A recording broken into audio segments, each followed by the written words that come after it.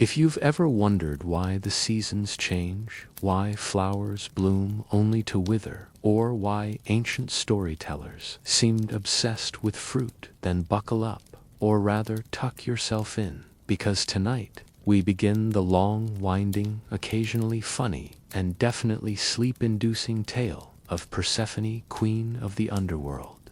Now, introductions are important. If Persephone were walking into a party, she'd probably be announced with trumpets, flower petals, and a dramatic spotlight. But since this is a bedtime history story, let's do it the slow way. Persephone was the daughter of Zeus, the king of the gods, and Demeter, the goddess of agriculture. That already makes her divine royalty. But unlike some of her siblings, who were busy starting wars, inventing wine, or turning into swans, don't ask, Persephone's destiny was tied to something much bigger, the rhythm of life itself. She wasn't just a goddess, she was a symbol, a bridge between light and darkness, between blooming meadows and shadowy caverns. She was the maiden who became a queen, the flower picker who became the ruler of the dead. But before we get to all that drama, let's linger on her name, Persephone. It rolls off the tongue like a secret, whispered in a temple. In some traditions, she was called Kori, meaning maiden. Imagine being known simply as the girl.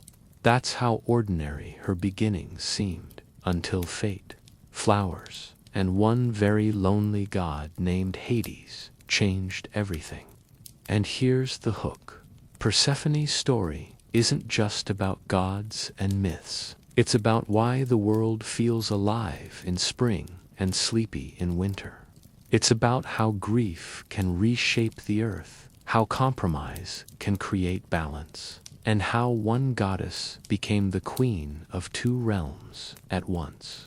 So, dear listener, as you lie back and let your eyelids grow heavy, know this: the tale of Persephone is not a sprint. It's a marathon of myth, a saga of seeds and seasons, a bedtime lecture so long you'll be asleep before we even reach the pomegranate. If you enjoyed this sleepy, mythological ramble, like and subscribe, and let me know in the comments where you're watching from. If you thought bedtime stories were supposed to be cozy, let me assure you, the ancient Greeks had other ideas. Their version of the afterlife wasn't exactly a spa retreat. It was more like a cosmic waiting room where everyone had to sit quietly until eternity called their number. The Greek underworld was ruled by Hades, and it wasn't hell in the fiery sense that later traditions imagined. No flames, no pitchforks, no endless screaming. Well, maybe some screaming, but mostly from people realizing they forgot to bring snacks.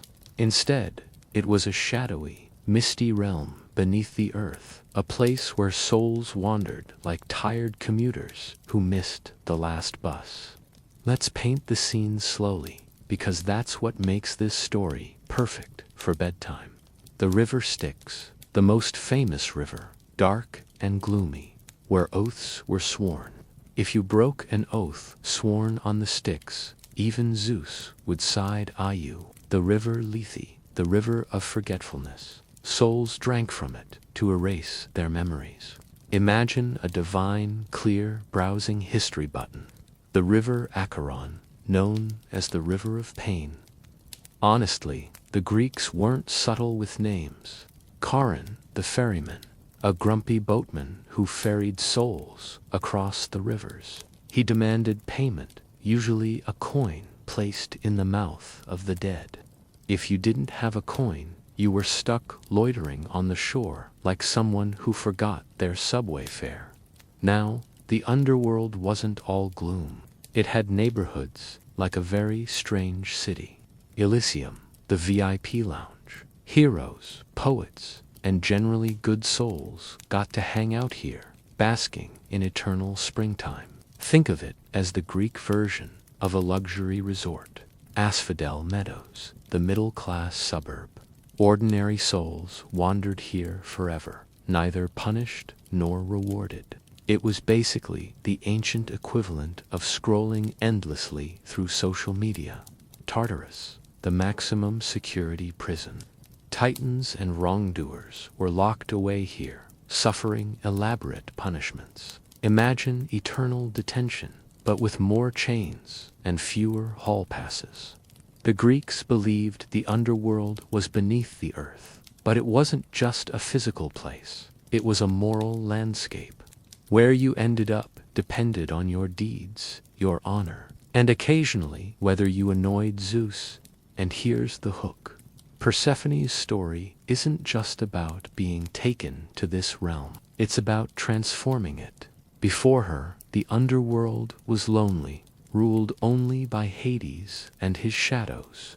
After her, it had a queen, someone who brought balance, dignity, and just a touch of springtime to the land of eternal night. If Persephone is the star of our story, then Demeter is the stage crew, the director, and the lighting technician all rolled into one. Without her, the crops don't grow, the bread doesn't bake, and the wine doesn't pour. In short, no Demeter, no dinner. The ancient Greeks adored Demeter because she was the goddess of agriculture, grain, and fertility. She was the one who made sure wheat sprouted, barley ripened, and olives didn't just sit there looking smug on trees. Farmers prayed to her, festivals honored her, and entire cities depended on her goodwill. But here's the hook.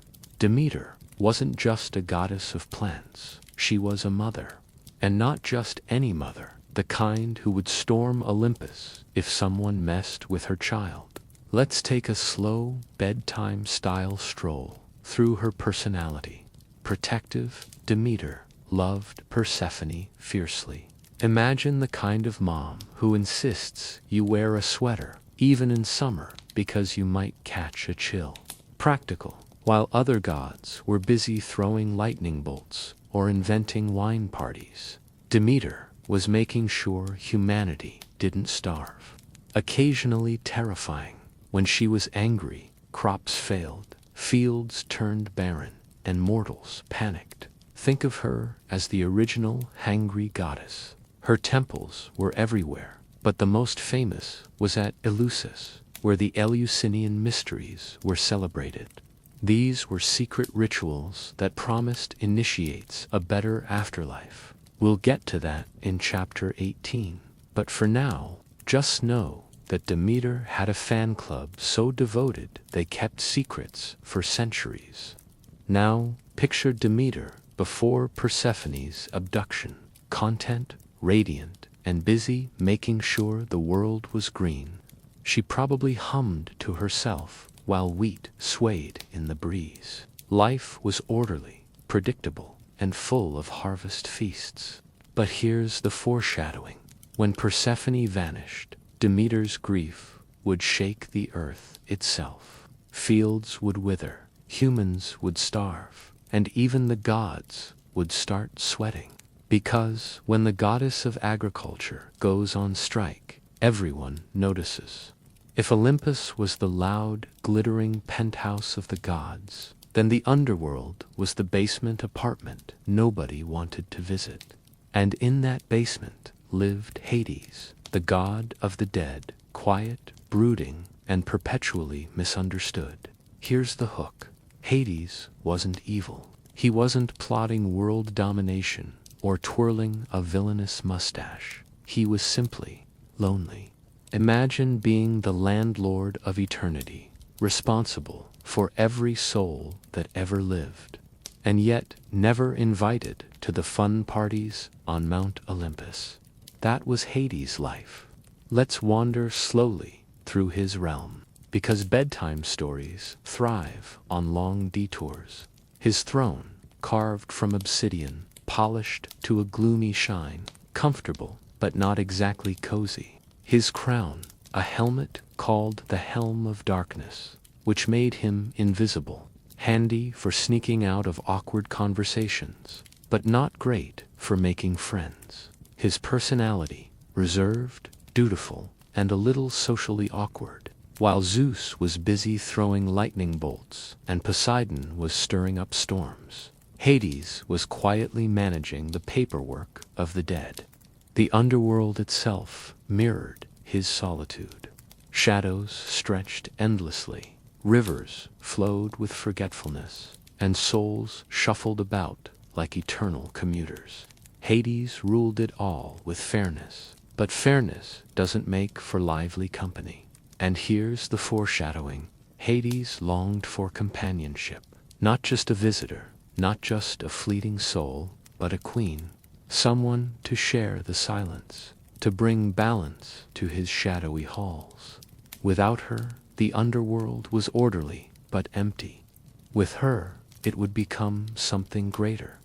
Before Persephone became the queen of the underworld, before the pomegranate seeds and the gloomy caverns, she was simply Kore, the maiden, and oh, what a maiden she was. Her life was the kind of pastoral dream that poets adored and farmers envied. Here's the hook. Persephone's early days were so idyllic, so endlessly filled with flowers and sunshine, that it almost feels like the universe was setting her up for the most dramatic plot twist in mythology. Let's wander slowly through her world, because bedtime stories thrive on meandering detail. Persephone spent her days in the company of nymphs, running through fields that seemed to bloom just for her. Imagine endless meadows dotted with lilies, violets, and narcissus flowers, the kind of landscape that would make a painter sigh and a gardener quit out of sheer jealousy. She laughed with her companions as they braided garlands. She chased butterflies that probably fluttered extra gracefully in her presence. She picked flowers with the kind of dedication that suggested she was training for the Olympics of bouquet making. Her mother, Demeter, kept a watchful eye. Demeter's love was fierce, and she wanted Persephone's life to be safe, sheltered, and eternally spring-like. No storms, no shadows, no surprises, just sunshine and harvests. Persephone wasn't just beautiful, she was curious. She had the kind of wide-eyed wonder that made every flower seem like a miracle. She was gentle, but not fragile, playful, but not careless. If Persephone had a diary, and let's imagine she did, it would probably be filled with entries like, Day 12, found a new patch of violets. Very exciting. Day 27, butterflies are faster than they look. Must train harder. Day 45, Mom says I should stay close, but the meadow is calling. Her innocence was her charm, but also her vulnerability. Because, in mythology, innocence is often the setup for something dramatic. Life before the abduction was a golden age for Persephone.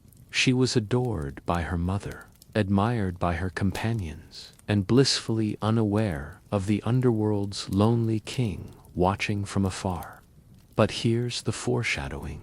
The very flowers she loved would become the trap that led her away from the surface world. The meadow that symbolized her freedom would soon become the stage for her capture. Every great myth has a turning point, and for Persephone, it wasn't a thunderbolt, a prophecy, or a dramatic family feud. It was a flower. Yes, a flower. The kind of delicate, innocent bloom that looks harmless until you realize it's basically the mythological equivalent of a trapdoor. Here's the hook. The flower wasn't ordinary. It was extraordinary, suspiciously extraordinary. Imagine walking through a meadow filled with daisies and violets, and suddenly spotting a blossom so dazzling it looks like it was designed by a celestial florist with a flair for drama. That was the flower that changed everything. Persephone was wandering, as usual, with her companions. The meadow stretched endlessly, a carpet of blossoms swaying in the breeze. It was the kind of place poets would describe 4 pages, and farmers would sigh over because no weeds ever grew there. But then, there it was, the narcissus flower. Not just any narcissus, but one so radiant it seemed to glow. Its petals shimmered, its fragrance lingered, and its presence felt suspicious. Some say it was planted by Gaia, the earth herself. Others whisper it was a setup by Zeus, who knew Hades needed a queen. Either way, the flower was bait, and Persephone was the curious soul destined to take it. Persephone bent down to pluck the flower. And here's where we slow down, because bedtime stories love suspense. Her fingers brushed the petals, the fragrance filled the air, sweet and heavy. The ground beneath her trembled, just slightly at first, like a warning cough before a storm. But Persephone didn't notice. She was too enchanted by the bloom. The moment she pulled the flower from the earth, the meadow changed. The ground split open with a roar, the kind of sound that makes birds scatter and mortals panic. Shadows rose, dust swirled, and from the chasm came the chariot of Hades, pulled by black horses whose hooves struck sparks against the earth. The flower wasn't just a blossom, it was the trigger, the doorway, the signal that the underworld was about to claim its queen. The narcissus wasn't chosen at random. In Greek thought, flowers symbolized beauty, fragility, and fleeting life. The narcissus, in particular, was linked to temptation and transformation. By plucking it, Persephone crossed the line between innocence and destiny. It's almost comical, really. All the gods, all the powers of Olympus, and the fate of the seasons hinged on one girl picking one flower. But that's mythology for you. Cosmic consequences from everyday actions. Every myth has its dramatic turning point. And Persephone's came not with a polite invitation, but with a chariot bursting out of the earth. If bedtime stories are supposed to be gentle, this one takes a sharp detour into drama. Though don't worry, we'll tell it slowly enough to keep your eyelids heavy. Here's the hook. One moment, Persephone was plucking flowers. The next, she was being whisked away by the god of the dead. It was the mythological equivalent of a surprise Uber ride you didn't order. The meadow trembled. The narcissus flower had been plucked, and the ground responded like a stage curtain being pulled back. A fissure opened, wide and dark, and from it rose Hades in his chariot. The horses were black as midnight, their eyes glowing faintly like embers. The wheels screeched, sparks flying as if the underworld itself was impatient. The air grew heavy, silence falling over the meadow as Persephone's companions scattered in fear. It was not a gentle entrance. Hades arrived with the kind of theatrical flair that would make even Zeus jealous. Now, let's pause here. Hades wasn't storming in with malice. He was lonely, dutiful, and convinced that Persephone was the queen his realm needed. But instead of sending flowers or writing poetry, he chose the more dramatic option: abduction. It's worth noting that in Greek myth, abduction often symbolized transition, the passage from innocence to maturity, from one world to another. Persephone's capture wasn't just a kidnapping. It was the moment she crossed into destiny. Persephone cried out, her hands still clutching the flower that had betrayed her. She reached for her companions, but they were already fleeing. The meadow echoed with her voice, but the earth swallowed it as Hades pulled her down into the chasm. Imagine the scene in slow motion. Her garland of blossoms falling, petals scattering like confetti. Her laughter replaced by silence. The meadow closing behind her, as if nothing had happened at all. The abduction wasn't just a plot twist, it was a cosmic metaphor. The descent into the underworld symbolized the cycle of life and death, the inevitability of change, and the balance between light and shadow. For the Greeks, this wasn't just a story about a girl taken by a god. It was about why the earth itself changes, why spring gives way to winter, why joy is tempered by sorrow, why every bloom eventually fades. Down into the underworld they went, Persephone and Hades, the chariot thundering through caverns and rivers. The surface world lost its maiden, and the shadowy realm gained its queen-to-be. If Persephone's abduction was the thunderclap, then Demeter's grief was the storm that followed. The goddess of agriculture, the one who made sure humanity had bread, wine, and olives, suddenly found herself without her daughter, and the world paid the price. Here's the hook. When a goddess cries, the earth listens.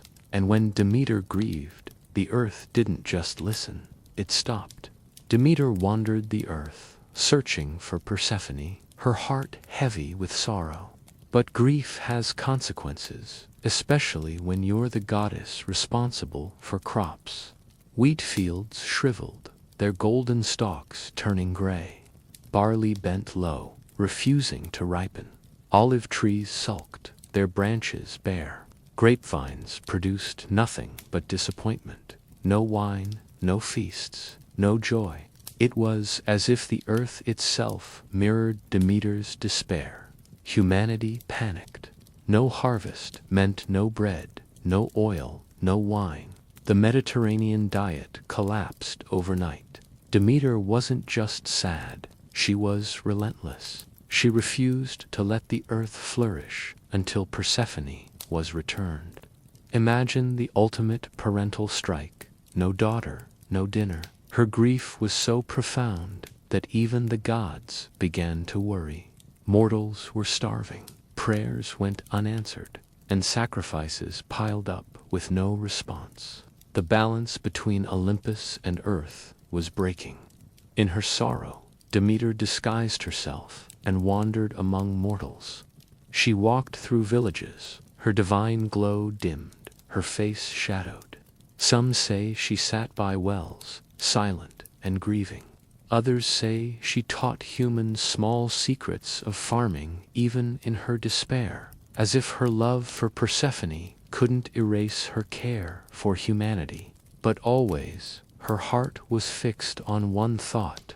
Where is my daughter? The earth stood still. Seasons halted. Crops refused to grow. Humanity teetered on the edge of famine. And all because one goddess grieved.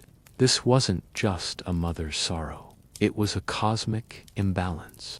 Persephone's absence meant the earth itself was incomplete. Without her, spring could not bloom, and life itself seemed suspended. The Greeks saw in Demeter's mourning the explanation for winter. When the goddess of agriculture withdraws her blessings, the land becomes barren. Her grief was not just personal, it was universal. If Persephone's abduction was the spark, then Demeter's search was the wildfire. The goddess of agriculture, once radiant and serene, became a wandering figure of grief and determination. And when a goddess searches, the world itself trembles. Here's the hook. Demeter didn't just look for her daughter, she shook heaven, earth, and everything in between until the truth began to surface. Demeter roamed across mountains, valleys, and seas. She carried a torch that burned day and night, a symbol of her unending quest. Imagine the goddess of harvest trudging through villages, her golden robes dusty, her face shadowed, her heart heavy. She asked mortals if they had seen her daughter. She questioned nymphs, gods, and even the winds. She wandered so far that even the stars seemed to pause, watching her grief unfold. Her search wasn't quiet, it was cosmic. Every step she took, echoed in the silence of barren fields. As Demeter searched, the earth mirrored her sorrow. Crops refused to grow, animals grew restless, and humans panicked. Festivals dwindled, granaries emptied, and prayers rose like smoke to Olympus. It wasn't just a mother's grief, it was a goddess reshaping the balance of life. The search became a global crisis. The Olympians watched as humanity starved. Zeus, Poseidon, and the others realized that Demeter's grief was not just personal, it was destabilizing the cosmos. Without harvests, mortals could not survive. Without mortals, sacrifices ceased. Without sacrifices, the gods themselves grew weaker. Demeter's search was shaking the very foundations of Olympus. The Greeks saw in Demeter's wandering the embodiment of relentless love. Her torch symbolized hope, her footsteps symbolized persistence, and her sorrow symbolized the fragility of life itself. The search wasn't just about finding Persephone, it was about reminding the world that the bond between mother and child could move mountains, halt seasons, and demand answers from gods. Night after night, Demeter's torch burned. Day after day, her voice echoed across valleys. The world waited, silent and hungry, as the goddess of agriculture refused to rest until her daughter was found. Every mystery needs a witness, and in the case of Persephone's disappearance, the witness was none other than Helios, the sun god. After all, if you're the one who rides across the sky every single day, you tend to notice things. Here's the hook. While mortals panicked and Demeter searched endlessly, Helios had already seen everything. Because when you're the sun, you don't miss much, except maybe a few clouds. Helios wasn't just a glowing ball in the sky. He was a god with a golden chariot, horses that blazed like fire, and a vantage point that made him the ultimate cosmic security camera. He saw Persephone picking flowers. He saw the earth split open. He saw Hades rise from the depths with his chariot. He saw Persephone vanish into the underworld. If anyone knew the truth, it was Helios. Demeter, exhausted from her endless search, finally turned to Helios. She begged him to reveal what had happened. Imagine the goddess of agriculture. Her golden robes faded, her torch dimmed, standing before the blazing god of the sun and demanding answers. Helios, ever radiant, didn't hesitate. He told her plainly, "Your daughter has been taken by Hades. He has made her his queen in the underworld."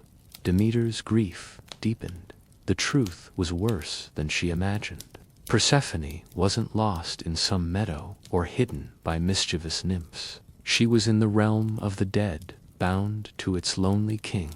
The revelation shook Demeter to her core. Her sorrow became fury. Her grief became resolve. She would not rest until Persephone was returned. The Greeks saw Helios as the embodiment of truth. The sun shines on everything, revealing what is hidden. In Persephone's story, Helios symbolized clarity, the moment when grief turned into action, when searching became demanding, when sorrow became negotiation. Without Helios, Demeter might have wandered forever. With him, the path forward became clear: confront Zeus, challenge Hades, and demand justice. The truth was out. The gods could no longer ignore Demeter's grief. Humanity was starving. Olympus was trembling. And now the abduction was undeniable. The stage was set for divine negotiation. Every family has drama, but when your family is made up of gods, the drama tends to shake the cosmos. Enter Zeus, king of the gods, wielder of thunderbolts, an occasional meddler in everyone else's business. Zeus suddenly found himself in the middle of a divine custody battle. On one side was Demeter, furious and grieving. On the other side was Hades, finally happy with his new queen. And in the middle, Zeus, trying to keep the peace while making sure the universe didn't collapse. Zeus had a problem. If he sided with Demeter, Hades would sulk in his gloomy realm, and the balance of the underworld might unravel. If he sided with Hades, Demeter would continue her strike, and humanity would starve. Either way, the gods would lose worshippers, sacrifices, and influence. It was the ultimate divine dilemma. Support the grieving mother and restore harvests. Support the lonely brother and keep the underworld stable. Or, somehow, find a compromise that didn't end in thunderbolts. Demeter stormed into Olympus, her grief now sharpened into fury. She demanded Persephone's return. She reminded Zeus that without her blessings, mortals would perish, and without mortals, the gods would fade. Imagine the goddess of agriculture standing before the king of the gods, her voice echoing like thunder, her sorrow radiating like lightning. Zeus couldn't ignore her. Meanwhile, Hades wasn't exactly apologetic. He argued that Persephone was now his queen, that she brought balance to the underworld, and that he had every right to keep her. For once, the god of shadows was firm, unwilling to let go of the light he had found. It was a rare moment of defiance from Hades, who usually kept to himself. But Persephone had changed him, and he wasn't about to give her up without a fight. Zeus realized that neither side would yield, so he proposed a compromise. Persephone would spend part of the year with her mother, Demeter, and part of the year with Hades in the underworld. When Persephone was above ground, Demeter would rejoice, and crops would flourish. When Persephone was below ground, Demeter would mourn, and winter would descend. It was a solution that balanced grief and love, light and shadow, life and death. The Greeks saw in this compromise the explanation for the seasons. Spring and summer belonged to Demeter's joy. Autumn and winter belonged to her sorrow. The cycle of life was not just natural, it was divine negotiation. Zeus, in his wisdom, or perhaps desperation, had created balance. The world would survive, the gods would endure, and Persephone would live in two realms at once. The negotiation didn't end the story, it transformed it. Persephone was no longer just a maiden or a victim. She became the goddess who embodied duality, the queen who ruled both light and shadow. If Persephone's abduction was the plunge, then her arrival in the underworld was the landing. The maiden who once danced in meadows now found herself in a realm of shadows, rivers, and endless echoes. Instead of breaking, Persephone began to transform. The chariot thundered through caverns until it reached the gates of Hades' realm. Imagine Persephone stepping out, her eyes wide, her hands clutching the flower that had betrayed her. The air was cool, heavy with silence. The rivers flowed endlessly, each carrying its own strange meaning. Souls wandered like shadows, whispering faintly, as if eternity was a long sigh. It was not the meadow she knew. It was a kingdom of stillness. Hades, solemn and reserved, introduced Persephone to her new home. He wasn't flamboyant like Zeus, or tempestuous like Poseidon. He was quiet, steady, and strangely respectful. He offered her a throne beside his own, carved from obsidian, polished to a dark gleam. He called her queen, not captive, for the first time. Persephone realized she wasn't just a maiden anymore. She was being asked to rule. At first, Persephone resisted. She longed for the sunlit meadows, the laughter of her companions, the warmth of her mother's embrace. But slowly, she began to see the underworld differently. She listened to the souls, their stories of life and death. She walked through the asphodel meadows, where ordinary spirits wandered forever. She gazed into Tartarus, where wrongdoers faced eternal punishment, and she realized this realm needed balance, compassion, and dignity. It needed a queen. Persephone's time in the underworld revealed a new side of her. She was no longer just Kore, the maiden. She was Persephone, the queen. Her presence softened the gloom. Her voice brought calm to wandering souls. Her compassion balanced Hades' stern justice. She became the bridge between life and death, light and shadow. The Greeks saw Persephone's descent as a metaphor for transformation. Life is not just about blooming in the sun. It's also about facing the shadows. Persephone embodied both the innocence of spring and the wisdom of the underworld. Her time below was not just captivity, it was initiation. It was the moment she became more than a daughter, she became a ruler.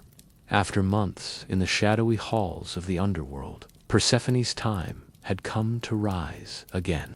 The compromise struck among the gods meant she would not remain forever below. And so the gates of Hades' realm opened, and the maiden turned queen began her journey back to the surface. Hades, solemn as ever, watched her depart. He had gained a queen, but he knew he could not keep her year-round. The pomegranate seeds had bound her to him, yet the balance of the cosmos demanded she return to her mother. The chariot was prepared, its black horses restless. The rivers whispered as she passed, as if bidding farewell. The souls of the dead gazed at her with reverence, knowing their queen would return again. Above ground, Demeter waited. Her torch had burned through endless nights. Her grief had withered fields, and her sorrow had starved mortals. But now, as Persephone rose from the depths, the earth itself seemed to awaken. Wheat sprouted, golden and tall. Vines stretched, heavy with grapes. Olive trees shimmered in the sunlight. Flowers burst into bloom, as if racing to greet Persephone. Demeter embraced her daughter, her joy so powerful that the land itself rejoiced. Humanity celebrated, feasts returned, and sacrifices once more filled the temples. But joy was tempered by reality. Persephone could not remain forever. The seeds had bound her to the underworld, and she would return there each year. Thus began the cycle. Spring and summer, Persephone with Demeter, the earth flourishing. Autumn and winter, Persephone with Hades, the earth mourning. The rhythm of the seasons was born, a cosmic compromise written in blossoms and snow. The Greeks saw Persephone's ascent as hope itself. Life returns after death. Spring follows winter. Joy follows sorrow. Her journey was not just myth, it was the explanation for the eternal cycle of renewal. The compromise had been struck. The pomegranate seeds had sealed the bond, and Persephone's fate was set. She would spend part of the year with her mother, Demeter, and part of the year with Hades in the underworld. And so, the very first seasonal cycle began a rhythm that would shape the lives of mortals forever. When Persephone returned to the surface, Demeter rejoiced. Her grief lifted, her torch extinguished, and her blessings poured across the land. Wheat fields grew tall and golden, orchards filled with fruit, heavy and sweet. Flowers bloomed in dazzling colors, as if racing to impress Persephone. Mortals celebrated with feasts, dances, and offerings, grateful for the goddess' return.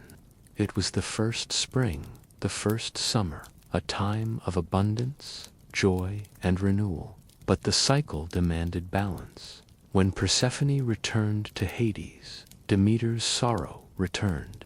Leaves fell, painting the earth, in shades of red and gold. Fields grew barren, their stalks cut down. Frost crept across the land, whispering of silence. Mortals huddled together, waiting for warmth to return. It was the first autumn, the first winter, a time of stillness, hunger, and patience.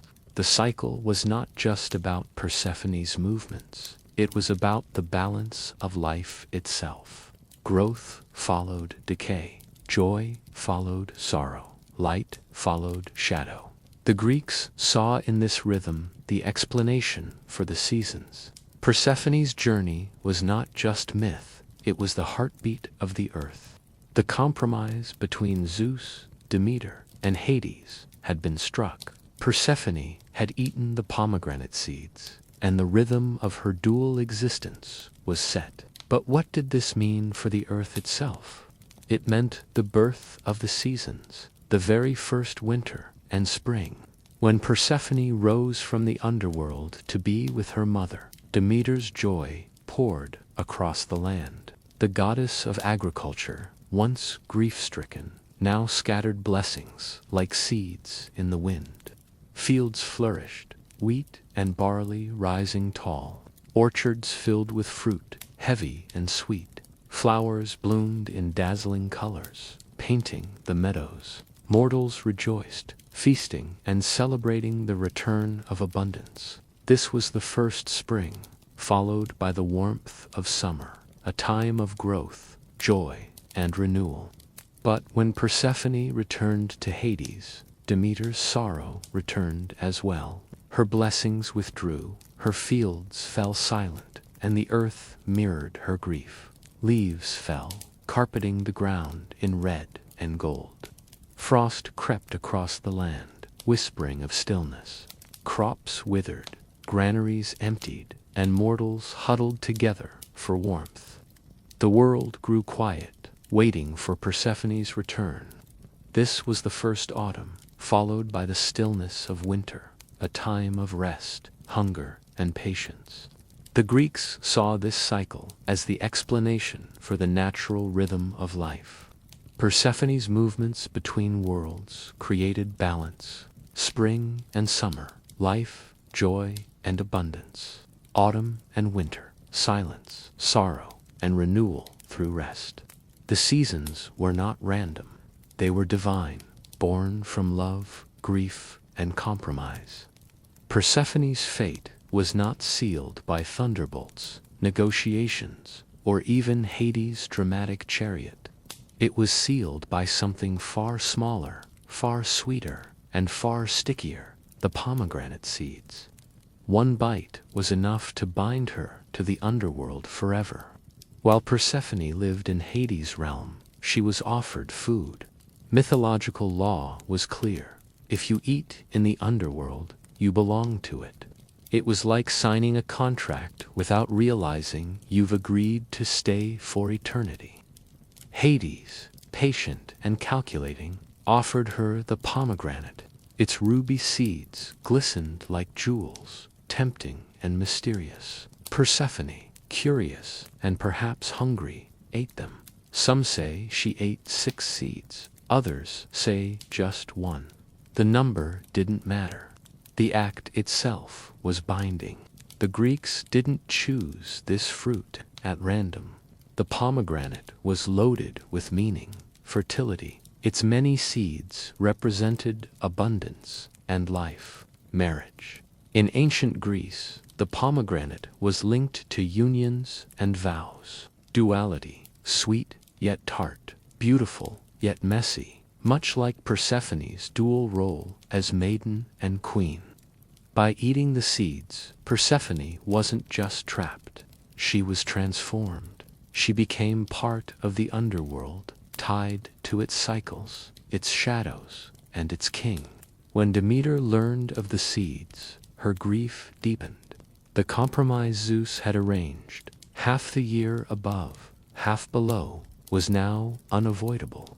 Persephone had tasted the underworld, and the bond could not be broken. It was the mythological equivalent of a no-returns policy. The pomegranate seeds symbolized choice destiny, and inevitability. Persephone's bite was more than hunger, it was acceptance. She wasn't just a victim anymore, she was a participant in her fate. The Greeks saw in this act the explanation for cycles, life and death, growth and decay, joy and sorrow. Persephone's seeds were the reason the seasons turn, the reason winter follows autumn, the reason spring always returns. Persephone's story is not just about being taken to the underworld or returning to her mother. It is about transformation, the way one goddess came to embody two identities at once. She was both Kore, the maiden of spring, and Persephone, the queen of the dead. Before the abduction, Persephone was innocence itself. She wandered meadows, gathered flowers, and laughed with her companions. She was the embodiment of youth, joy, and renewal. Her presence meant blossoms and sunshine.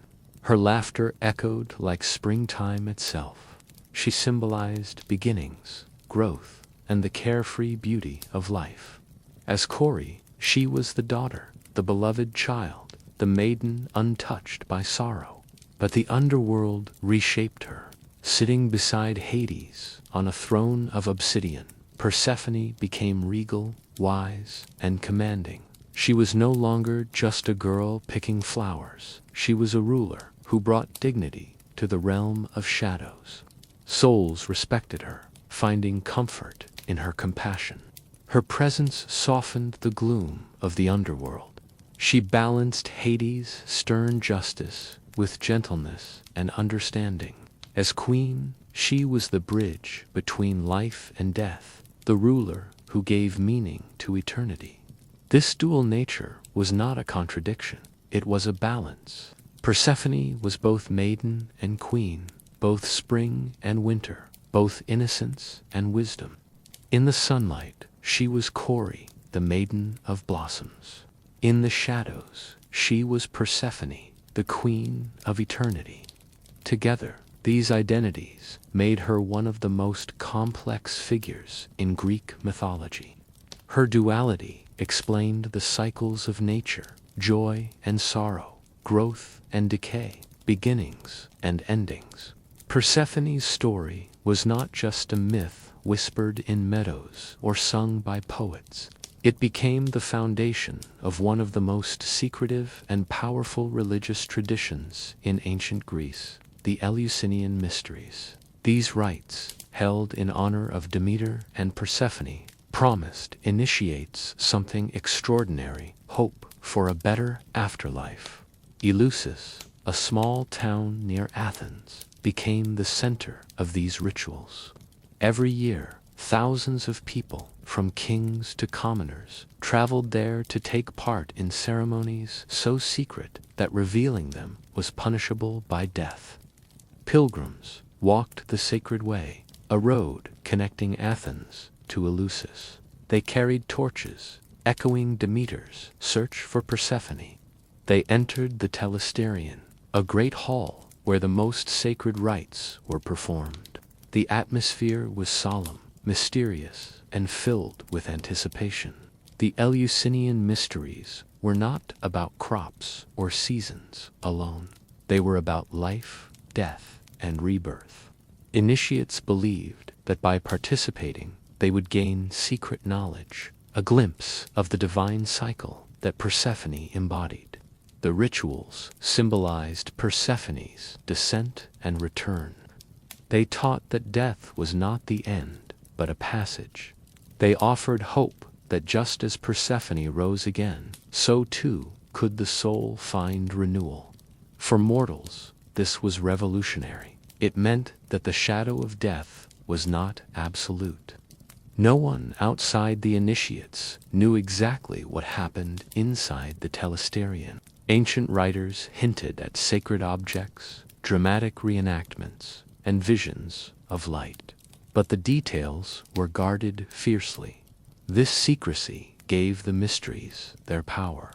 To be initiated was to join a select group who carried hidden wisdom, a bond with Demeter and Persephone that transcended ordinary life. The Eleusinian mysteries reflected the dual nature of Persephone herself.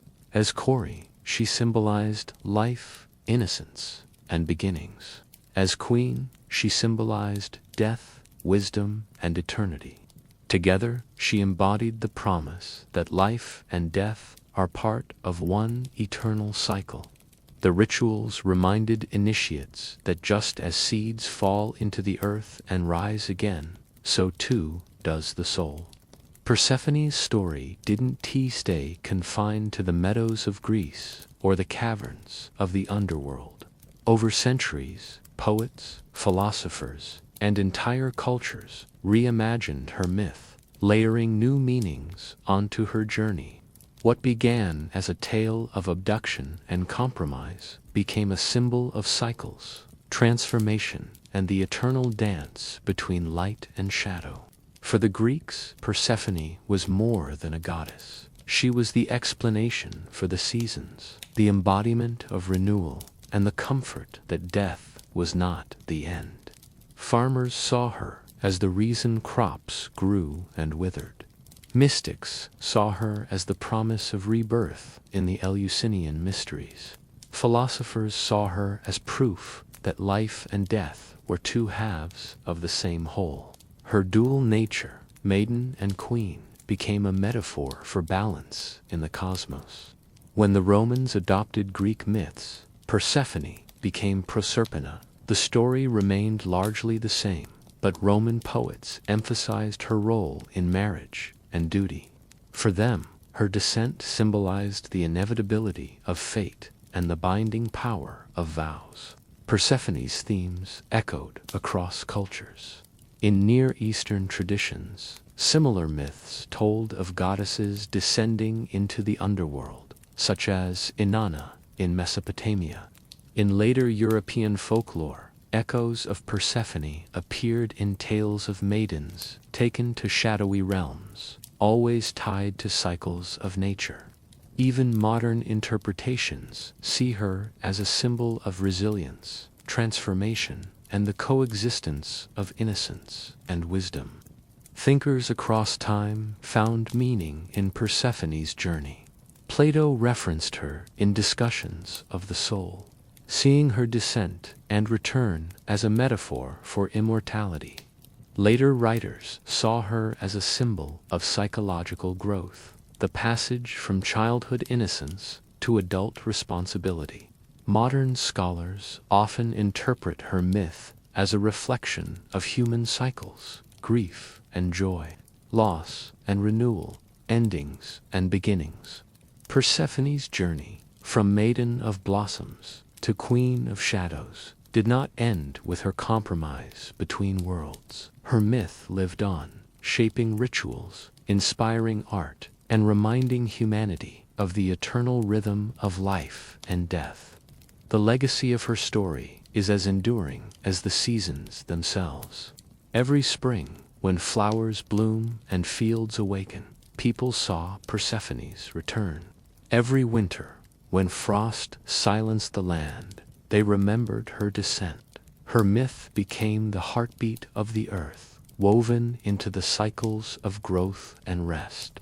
The Eleusinian mysteries carried her tale into sacred rites, offering mortals hope beyond death. Artists painted her ascent, poets sang of her duality, and philosophers used her story to explain the soul's journey. Persephone became more than a goddess. She became a symbol of transformation.